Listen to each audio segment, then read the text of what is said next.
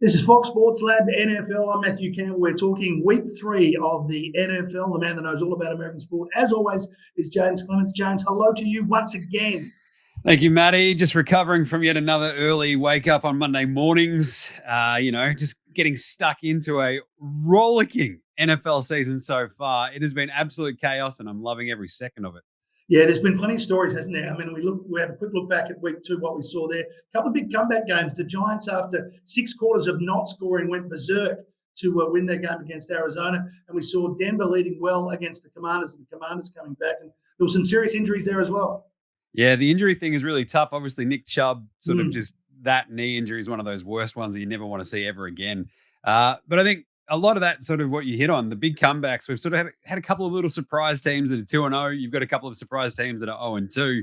And I think we've sort of learned when we hit week 2 is to don't overreact to week 1. AKA, I shouldn't have taken Seattle. I shouldn't have taken Detroit this week, and Seattle came back and bit me. Yeah. But obviously, it's very bad to be 0-2, Matty. I think since 1990, only 31 of the 270 teams that have started 0-2 have gone on to make the playoffs. 11%. It's not much of a chance. Yeah. So you don't want to be 0-2. We've now got 9 teams at 0-2, including a few playoff hopefuls. So we've got a massive setup this week. Especially like for the likes of Cincinnati, Minnesota, New England, and co. It's a bit of a tricky one. I think one other thing we learned as well, never go against Mike Tomlin, coach of the Pittsburgh Steelers, Matty, right there as a home underdog 2 weeks in a row. There was no chance he was going to go 0-2, was there? The defense won that game, as we know. The offense wasn't that sharp, but some extraordinary, 2 picks, 2 defensive touchdowns, one to the great man TJ. But anyway, we'll move on to the Steelers and get to our Friday morning game, Thursday night football. It's the Giants. We talked about them, and against the possibly the best team in the comp at the moment, the 49ers. The Giants won't have Saquon Barkley. But what we saw in that second half was that Jones threw over 250 yards and 2 touchdowns. So their offense still worked, but you're coming up against the 49ers with Christian McCaffrey front and center. Yeah, this is the key thing for me for the Niners-Giants is that it's a short week, obviously, for both teams, but the Niners are at home, and the Giants stayed out west after that Arizona game. But as you said, they were 0-60. 0-60 after the first 6 quarters of the season. It's horrible. Brian Daboll standing there going, I don't know what's going on, but they turned it around. They got the win. They're going to be feeling pretty good about themselves, but I do not like them in this game. But because it is that short turnaround, Matty, I'm going to steer clear of that line. I think it's going to sit around that 10.5 point mark. So I'm just going to go with the Niners head-to-head, I think, in that game. But I'll stick with the under as well. I think the Giants offense against this Niners defense doesn't have that much of a chance. Like the Giants did put up a bit of a score in that second half, but that was against the Cards. This Niners defense is a complete different stratosphere. And then for a bit of a same game multi, we'll go that Niners head-to-head. We'll go the under, which I think is sitting at about 44.5 at the moment. Okay. And George Kittle, there's a tight end that we haven't heard too much from this year, I think, for the Niners. They've got a lot of mouths to feed. He had 11 touchdowns last year. I think this is the week that they sort of roll the Rolls Royce out of the garage, fire him up, and just get a couple of nice, easy underneath passes and get him in the red zone and get him a touchdown. And Christian McCaffrey, he scored in 11 straight games, I think, whether a receiving or a rushing touchdown. So I like both of them for a touchdown as well. So I think that'll get you to around $11 or so with just the Niners, the win, the under, and a couple of touchdown scorers. But I think the Niners roll right over the top of the Giants on the short week. It's funny you mentioned Kittle because I said to my 12-year-old son, who's a Ravens fan, I said, mate, who's the best tight end in the game? He goes, Andrews. I said, well, what about Travis Kelce? He goes, okay, I'll give you Kelce. I said, what about George Kittle? He goes, who? I said, I'd forgotten him already. So it's good to see him back. It's tough. Tough game.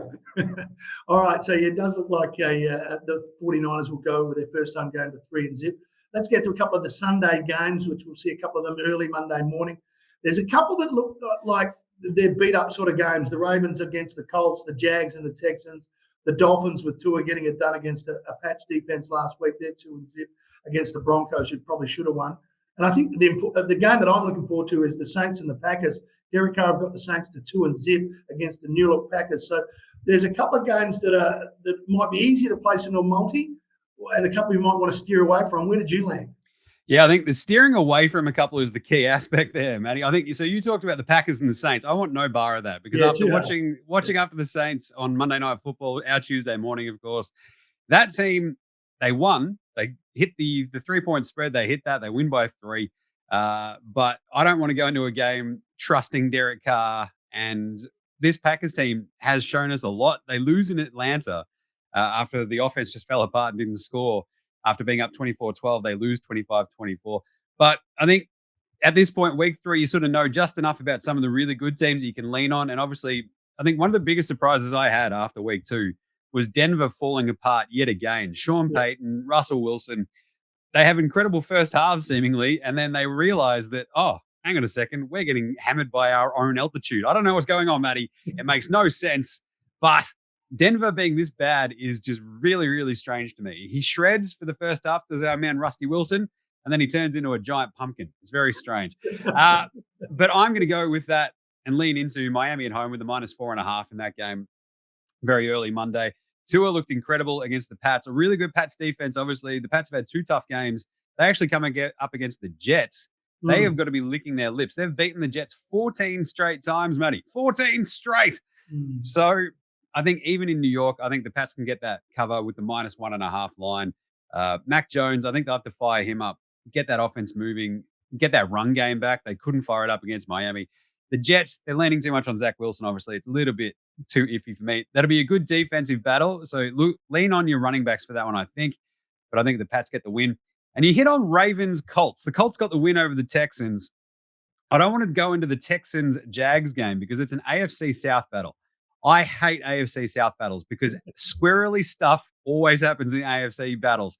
So I'll steer clear of the Jags, even though they should probably win that one handily. And I'll go with the Ravens -8.5 over the Colts. With that Colts win, I think they'll sort of go into this one going, all right, we're at least on the board, boys. We're okay. Anthony Richardson, it's okay. He's maybe in concussion protocol anyway, so let's go with the Ravens. And the last one, the Browns. They lose Nick Chubb. This is brutal. Deshaun Watson looks like a mess. I don't know if how they're feeling about like the massage parlors there in Cleveland there, Matty, but it must be pretty bad because Tennessee, a 3.5-point underdogs going into this game. I love Tennessee. We know that the Browns defense is really good, led by Myles Garrett. But the Titans, all they do is cover. Mike Vrabel is an amazing coach. He's going to keep every game this year close, no matter if they win. If I'm getting 3.5 for the Titans, I am taking it for the rest of the season. So there you go. The Dolphins -4.5 over the Broncos, -8.5 for the Ravens over the Colts, the Titans +3.5 over the Browns, and the Pats to get it done over the Jets -1.5. That's my multi. Yeah, the Pats need it. They haven't been 0-2 for a long, long, long time. And I agree with the Titans. I looked at the Titans price. I thought, I'll just take that head-to-head. That'll be nice, a bit of value for me anyway. But we get to Monday night footy, Tuesday morning our time. And again, we've got 2 games. This time the Eagles are at Tampa Bay and the improved Rams up against the Bengals. And you talked earlier about teams that need to get away from 0-2. And that is Cincinnati, and Joe Burrow just doesn't look 100% fit. No, this is like a really tricky thing. Each year we have one team that looks to be a contender as you go into the preseason, and just something weird happens to them and they fall off a cliff. Cincinnati could be that team this year. It could be Minnesota. That's kind of happening as well. We do have the Chargers in Minnesota playing as well this week as well, which is 2 0-2 teams, which is absolutely crazy. Whoever loses that game, like their season's cooked too, right? So, but Cincinnati with Joe Burrow seemingly banged up, re-aggravating that calf injury. I don't want any bar of that. So with Philly, Tampa Bay, I think we're going to go the over in that game. And I think the Eagles can win that. I think down in Tampa Bay, you'll see Baker Mayfield sort of slinging it a little bit more. He loves throwing to Mike Evans. They've got a good connection. And I think Jalen Hurts and the Eagles will sort of just keep pushing that. And that total should probably hit around that 50-odd mark. So I'm going to go the over 45.5 and the Eagles to win and cover -4.5. The Eagles have won 10 straight as a road favorite, and the Bucks haven't covered a line in 5 of their last 6 on Monday Night Football. So that leans very heavily to Philly for me. And that Cincinnati Rams game, Matty, it's a mess because the Rams, they stuck with the Niners for a little bit last week. They managed 3 quarters, but they play 4 in the old NFL, don't they? That's why they're called quarters. So I think the Rams, this is it. The Bengals 0-2, they started off 0-2 last year. They still made the playoffs. They still look good. But with a hobble Joe Burrow, I'm going to have to take the Rams +2.5 and the under 43.5.